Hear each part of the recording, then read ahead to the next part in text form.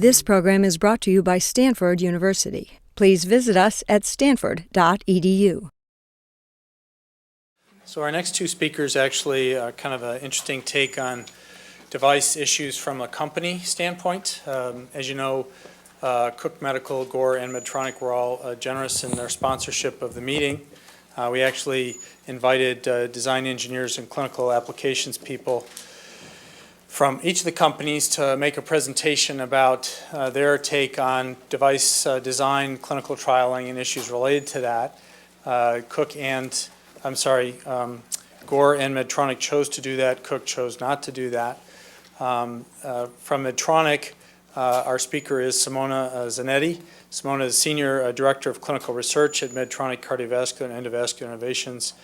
She leads a pre-market and post-market clinical group that's currently running, I don't know if this is up to date, but it says 18 clinical trials. And she has a number of insights regarding some of the issues related to, determining efficacy and trial design for endografts. You can correct me if I'm wrong.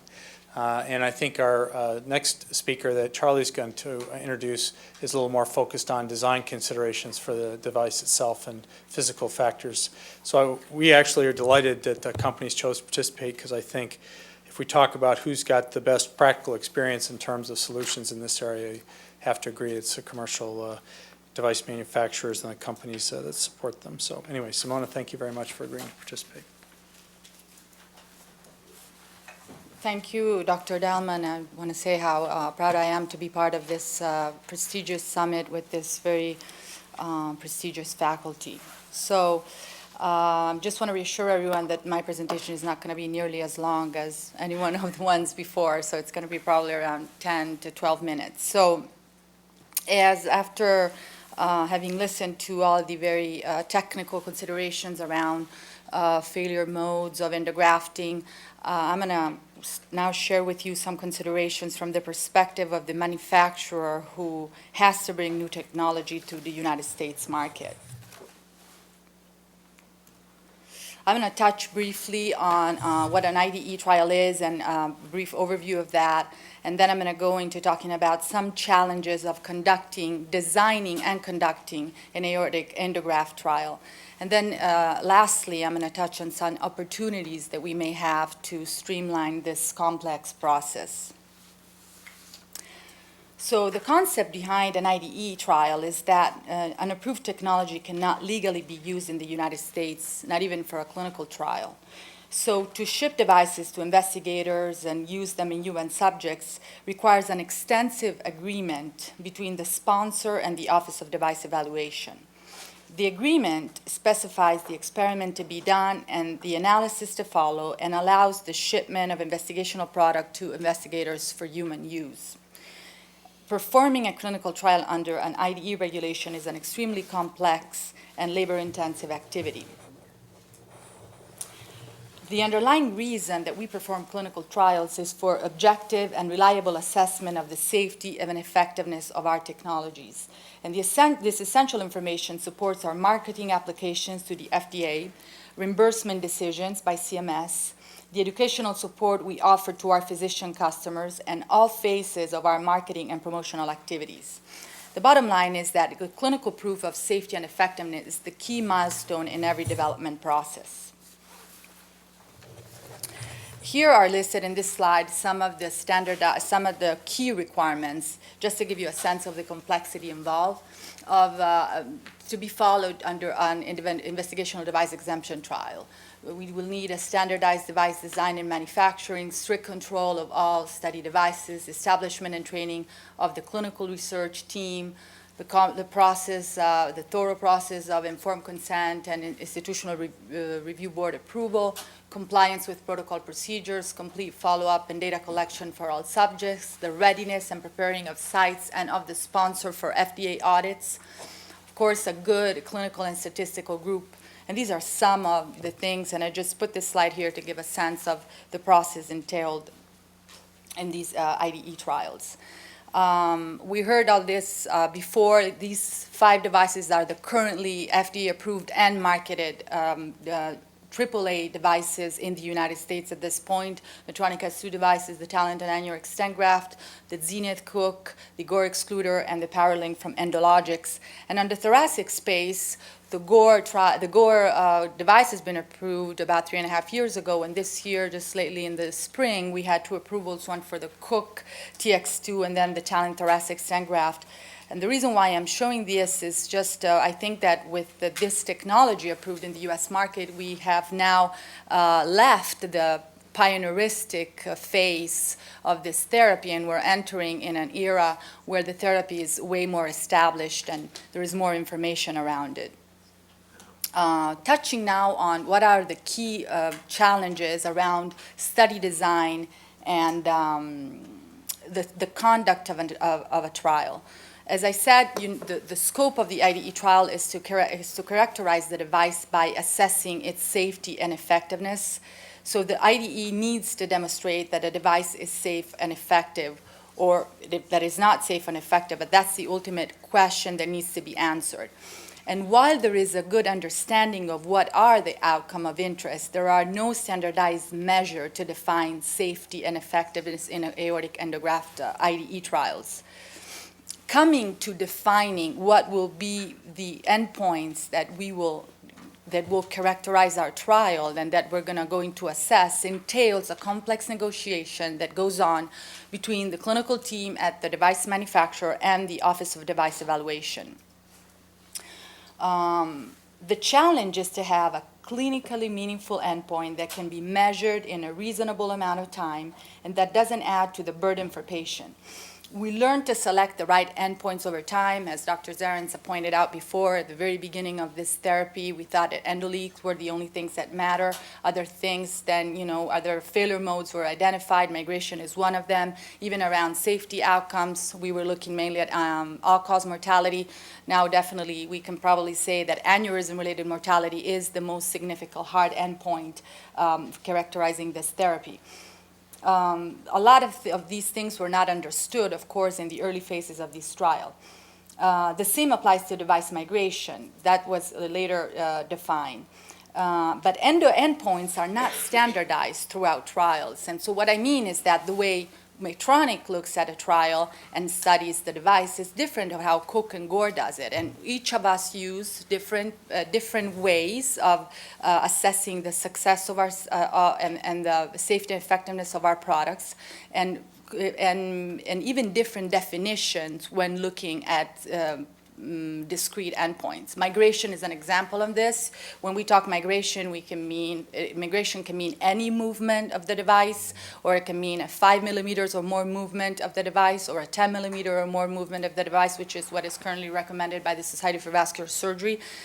And when it comes to the thoracic migration definition, there is not even consensus on what are the anatomical landmarks to be considered. So this is just to have you understand what are the challenges. And of course, this is a challenge because it creates a long process before we agree around an IDE study design. It also renders the comparison among devices very difficult and uneven due to these differences. In the case of our specific aortic therapies, there is quite a bit of complexity when we have to measure the performance of our minimally invasive endovascular grafts to the gold standards. And while randomized controlled trials provide the highest evidence, a randomized design has not been applied in aortic US IDE trials, given these challenges. And the randomization becomes, in fact, very difficult to implement when the therapies that we are comparing are so different in nature. And this generates the challenge of making a solid comparison with complex statistics methodologies that will convince regulators and physicians on which is the best therapy for patients. So as a result of this, finding an adequate control is a recurrent challenge in every IDE stent graft trial. Creative approaches have been undertaken to avoid the burden of enrolling a concurrent open surgery control, which would be less than ideal because it wouldn't be randomized anyway. So what the options that have been explored are retrospective non-concurrent enrollment of an open surgical series, the use of registries that compile experiences from patient series that we can compare against. In some cases, the physician-sponsor IDE data, and in some other cases also the literature controls. Dr. Zarens mentioned that, so far a device-to-device comparison has not been applied, but I think it is likely to start thinking that maybe that will be the future, since we're starting to build a lot of evidence with all these IDE trials that have been conducted over the last decade or more. If we move from the difficulties related to the strategy of a trial and the design of a trial, we still have a lot of more difficulties to overcome, because actually getting a trial started at the investigational site it's a very complex activity. And having an IDE approved by FDA is definitely a good start. But being ready to implant the device at a clinical site is actually, in some cases, even more difficult and more challenging than the IDE negotiation phase with FDA. Because there are a number of bureaucratic steps and interactions that occur at each single site, and each of them is very different and diverse from one another. And there are typically questions from IRBs that are very difficult to address. An IRB can come at you and just ask to modify the study design, which is sealed and agreed upon with FDA. And they may not agree to do so differently. And the contract negotiation is typically extremely complex, and the CMS process as well. So the site activation, as a result, is a process that can take months and in some cases years. And it results, of course, in a lot of frustration for every one of the parties involved, and the disengagement and definitely, ultimately, in slow trial enrollment rates and in a delay to bring new technology to the US market. Once we get into the execution phase, the trial has been designed and agreed upon. We need to ensure that the trial moves at a certain speed. And as a start point, aortic disease, especially in the thoracic aorta, is rare. And this has obvious repercussions in enrollment rates. Once enrollment is completed, it is natural to lose momentum. Yet the most important activity starts, which is that of collecting imaging in support of assessing long-term durability of the device. And this is very important, and the site and sponsor should work together so that this expectation is also clear for the patient entering the trial. Another point that I would like to make here is that not only we have a relatively rare disease, we also tend to work with the same sites, which are sites like Stanford, for instance, high academic centers, which have the structure, the tradition, and the background to sustain the level of scrutiny and the activities entailed in an IDE trial. But at the same time, they are crowded with a number of other IDE trials that come from other manufacturers.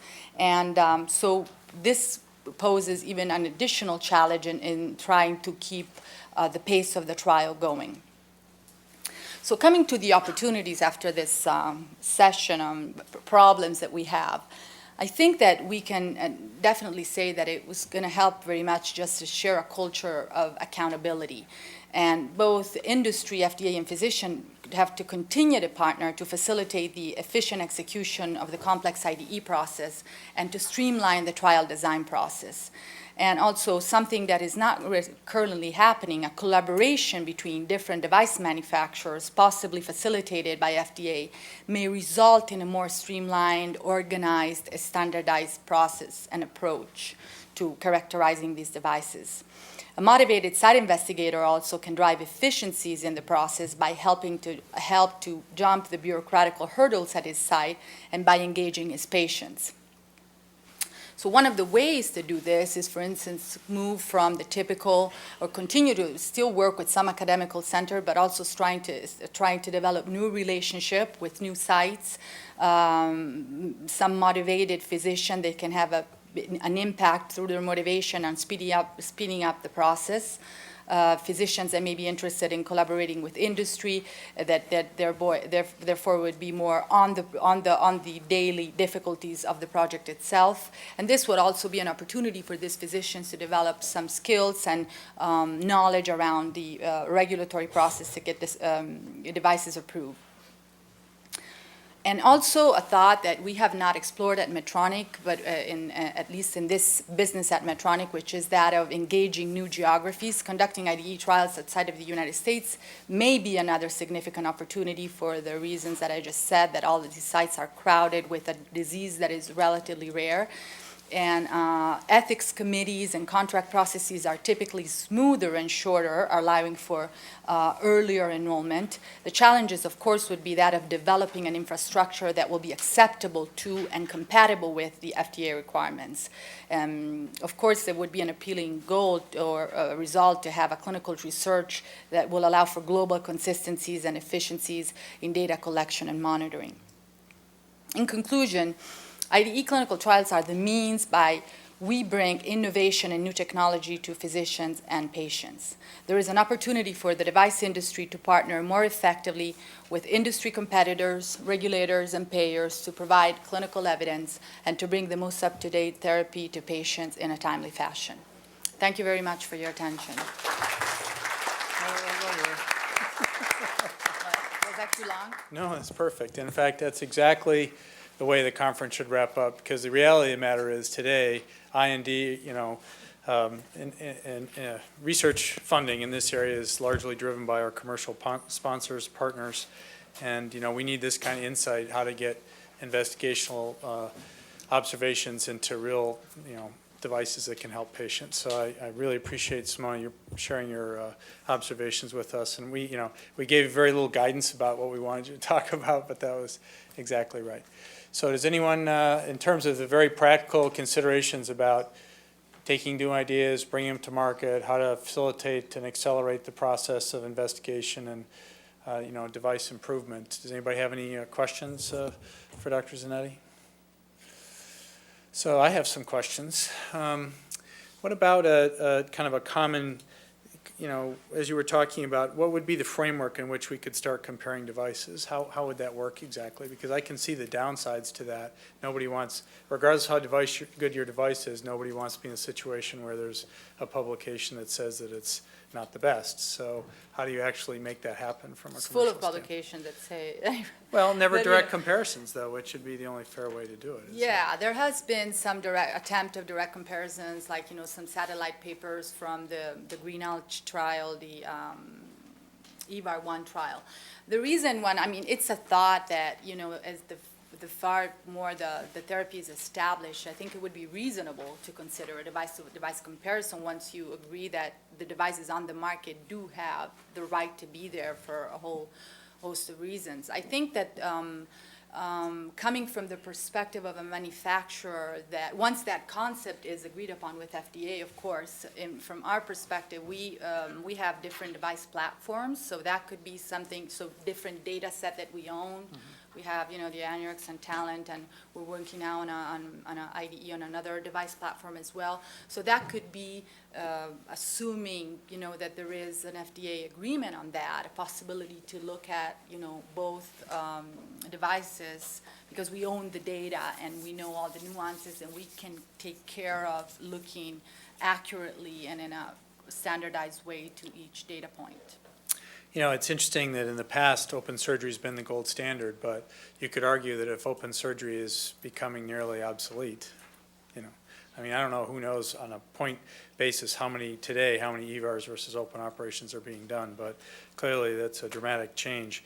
The Society of Vascular Surgery recently published, in the Journal of Vascular Surgery, there's a paper this month, I think, combining the outcome of the open surgery procedures from all of the device approval trials as kind of a historical standard for comparison. But as time goes by, the gold standard is going to be current generation of endovascular devices versus further iteration in terms of device design. So it's a constant moving target, exactly, and it's hard to know exactly how to. So the challenge is to adapt to what's going on. Great, thank you very much for coming. Yeah. I'm sorry, did you have a question, Chris? Why don't let's go ahead. This is. Well, I just wanted to follow up on that. I think that that's a very important point that maybe would be great to discuss with the FDA as to what really is the gold standard, well, not gold standard, what is the standard of comparison? So that since there now are 6 FDA-approved devices, 5 on the market, that really have been established with very well-controlled clinical trials, shouldn't those then stand as the standard of comparison for a new device? Yeah, so that if a new device should be compared to the existing body of standard of existing devices, and it should at least be comparable and certainly shouldn't be worse and hopefully better. But the comparison more rightly would be an endograft rather than open surgery. And I wonder if the FDA has entertained discussions on that issue. Well, I guess we could ask Dorothy about that, but do you have a comment, Dorothy? I think part of the problem is that the patient selection is different for the current devices as compared to the past devices. That's true, And yes. so you've got some issues with that. The other problem is it's difficult to raise the bar in terms of the requirements for the data to support a new device getting on the market as compared to what's been done previously. So, for us to say, okay, now, because you're the 12th of a kind, you need to randomize. We couldn't do that, we tried to do it in the beginning and it didn't work out when we were doing it against surgery, but now you have to randomize because most manufacturers see that as a greater burden to have to do that. And I think if we have reasonable expectations and it's worked so far to compare to surgery and we don't see anything terribly strange going on with the new device, I don't see a real reason to change the system quite yet. Okay, there you go. The Oracle has spoken as far as that goes.